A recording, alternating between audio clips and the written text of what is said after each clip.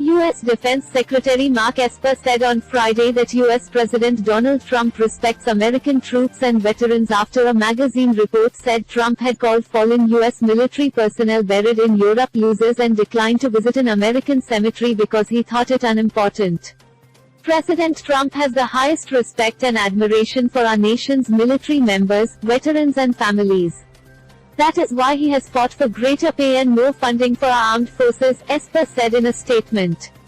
Trump on Thursday strongly denied the report from The Atlantic magazine.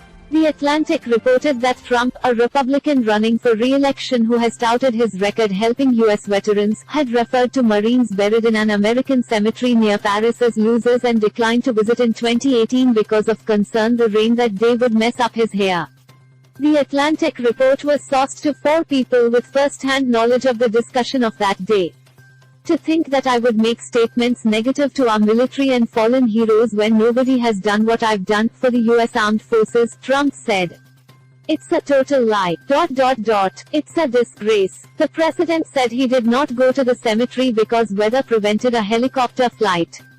The alternative, a long drive, would have meant going through very busy areas of Paris, and the Secret Service objected, he said. A senior defense official, speaking on the condition of anonymity, said that Esper had not heard of the allegations made in The Atlantic until today. Democratic presidential candidate Joe Biden, who is leading Trump in national polls ahead of the November 3rd election, said that, if true, the comments were deplorable. It is absolutely damnable, Biden said. It's a disgrace. There is increasing concern that Trump is politicizing America's military, which is meant to be apolitical, ahead of the election.